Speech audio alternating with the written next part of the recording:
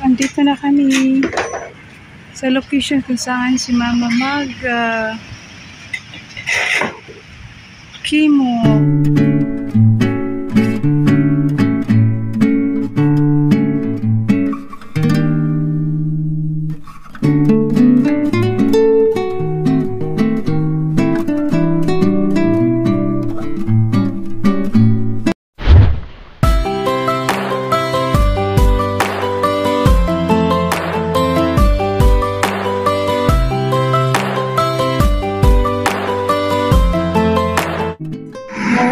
Good morning, happy Monday.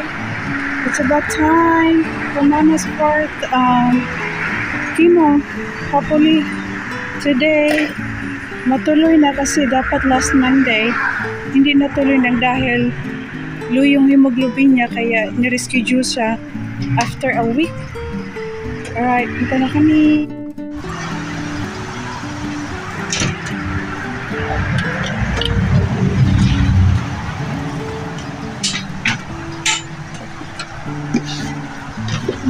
Pasalamat ako sa transpo dahil much more convenient sa amin.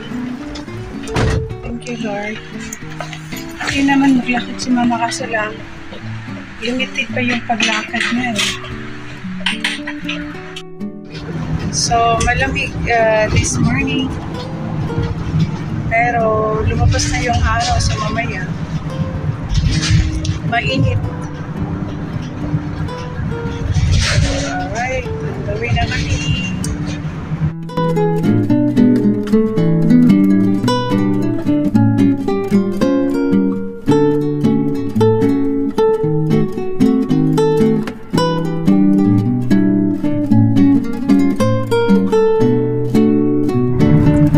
Traffic morning.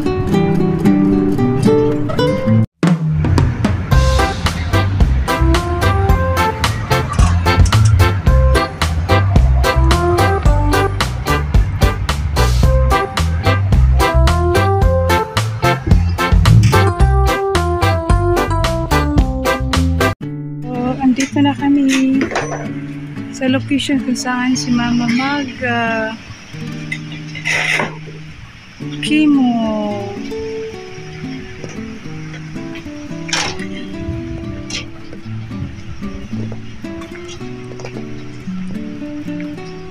Laking tulong talaga sa amin ng transport ni Mama. Pwede naman na maglakad si Mama, kaso lang hindi siya pwede yung malayo pa. Matagalan kami kung maglakad si Mama, kasi on and off yung lakad niya.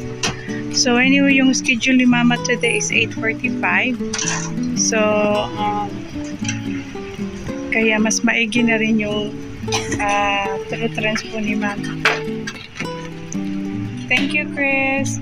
Tawagan na lang kita, no? Okay. Ingat. Okay, bye. Sa loob ng clinic, hingi muna ako ng mask para sa kuha sa tag-mask. Hindi na rin sa sud. Sige, ingon mo ba? Candy? Tempra ka din. Okay, buti bukas na. Minsan kasi oops, maaga kami. Medyo pati mong kamot na. Oopsie. Hi. Good morning. Good, thank you. And yourself? Yes, please. Perfect.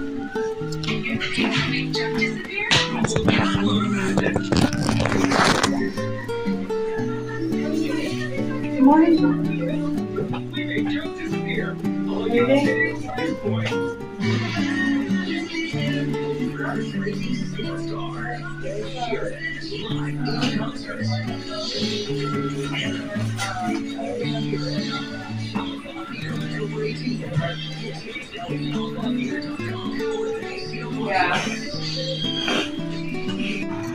So, unang gagawin kay Mama before siya i-chemo is to check her blood test.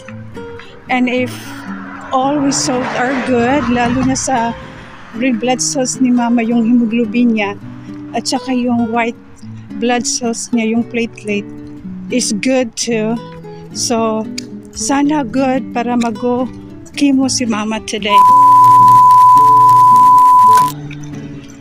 Hi guys! Thanks to God, okay yung result ng blood test ni mama. Good to go siya for chemo today. Yay! Salamat sa Diyos. At para naman matapos na yung fourth chemo niya. And then, after nito, 2 more chemo na lang kay mama. Then, meron siya once a month. So, I'm excited na makompleto na ni mama yung chemo niya. And hope and pray too. And please continue include mama in your prayer na going to full recovery na si mama. Salamat talaga, Lord. God is good. God bless everyone. So, si mama, naantok na daw siya kasi meron siyang gamot na iniinom na pampaantok yung Tylenol.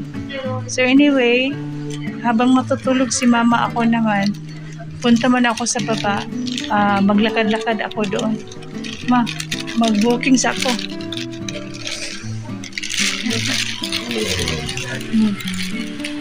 So, mag-walking sa ako, ha? Kung baka gusto kong snacks, sige, walking sa ako.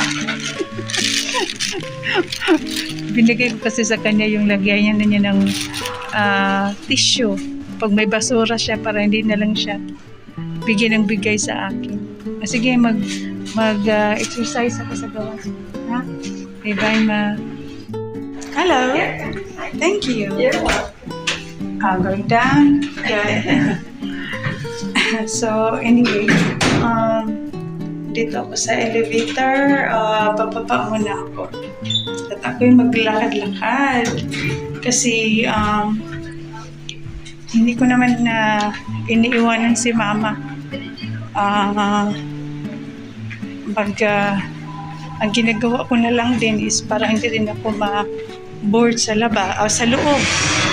Pag gano'n na parang feeling antok na si mama kasi yun nga, umiinom siya na unang tinitik niya is Tylenol. Kaya pag maantok na siya, magpaalam na ako sa kanya na maglakad-lakad muna ako dito sa labas. So kaya andito muna ako sa labas.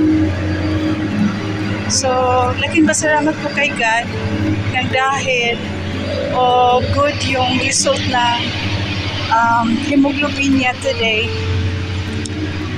Kasi pag mababa yung red blood cells niya, hindi siya pwede na i-chemo.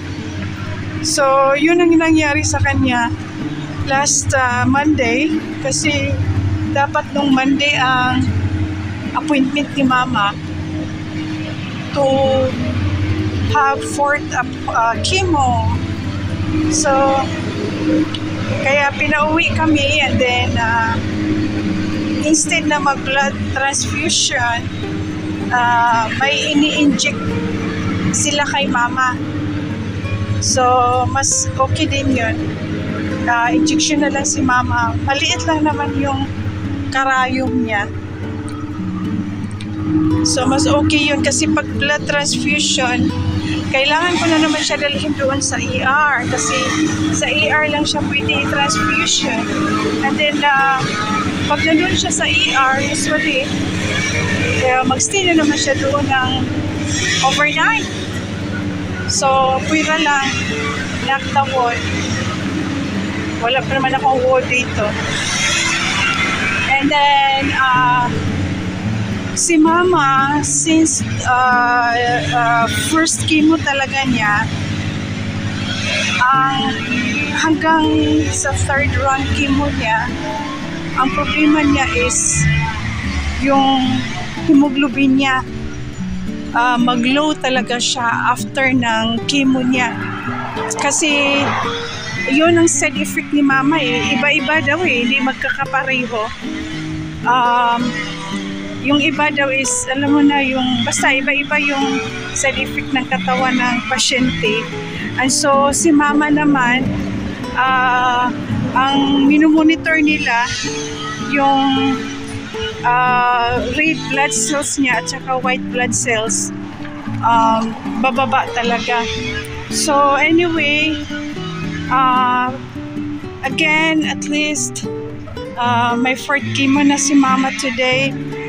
I hope and pray na i-include nyo pa rin lagi si mama sa prayers nyo, na sana this time matolerate pa rin ni mama yung mga gamot niya sa chemo niya, and sana okay lang si mama, and then more improvement, and then to fully recovery na si mama. Hopefully, mahirap ang sitwasyon ni mama. Ayokong isipin uli yung before siya na chemo. Ang hirap ang naranasan ni mama, at saka ang hirap niyang alagaan. But this time, thanks to God, to make the story short, at least makalakad na si mama, and then pero hindi pa rin namin siya hinayaan na maglakad na mag-isa. Kailangan either ako or si Mr. or si Casey nasa likod niya pag maglalakad, just in case lang ma-auto-balance siya. Andiyan kami, maagapan namin agad. Yun ang pinaperbintahan namin, na ayaw namin na matumba si mama. So anyway guys, dito ako sa labas ng clinic. Mainit na kasi it's mag 11 AM na, pero gusto kong mag-walking muna ako dito sa labas. So, mainit, pero okay lang. Importante makapaglakad-lakad ako. Meron namang mga kahoy. May shade naman dahil sa malalaking kahoy. Importante makalakad ako at least 30 minutes. Mainit. May malapit na Jollibee dito eh. Bala kung parang doon ako kakain ng lunch mamaya. Pero hindi ko alam kung malapit lang ba. May Jack in the Box. We'll see. Hindi kasi ako nagdala ng sasakyan dahil nagpa-pick up kami kanina ng transportation ni mama. Mas convenient na pick upin kami ng transportation ni mama, dahil pag sakay niya ng transpo, hindi na niya kailangan bababa sa wheelchair niya. Si mama kasi pwede naman na siya maglakad, pero mabagal. Then on and off, kailangan niya mag-rest kasi gano'n naman din talaga mga senior, lalo na sa condition ni mama.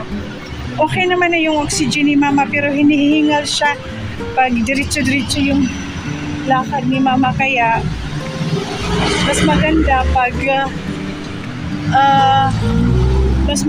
pag transportation. Tapos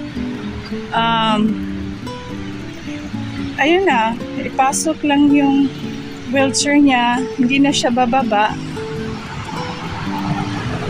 So anyway, mamaya din magstay kasi kami doon sa clinic matapos yung transfusion sa chemo ni mama today. Oh, infusion pala, infusion. Sa chemo ni mama is 5.5 hours to 6 hours. Lahat-lahat na yon. So, si mama naman is nakaupo lang sa recliner hanggang matapos yung gamot niya through sa IV. So, kaya pag ganyan, again, settle na si mama, nakaupo lang doon. Ako naman, hangin.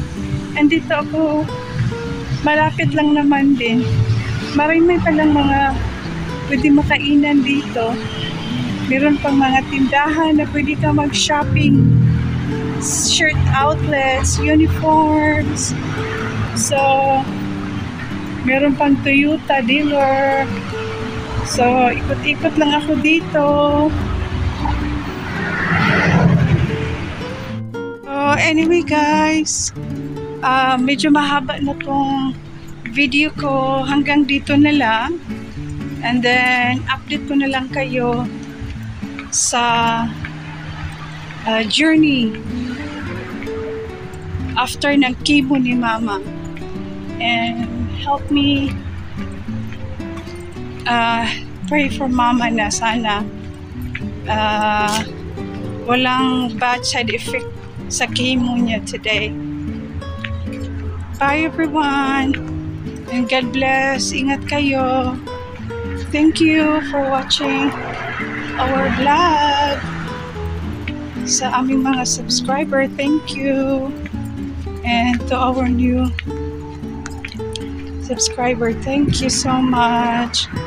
Hope hindi kayo magsawa sa papanood ng video namin. Suportahan mo kami.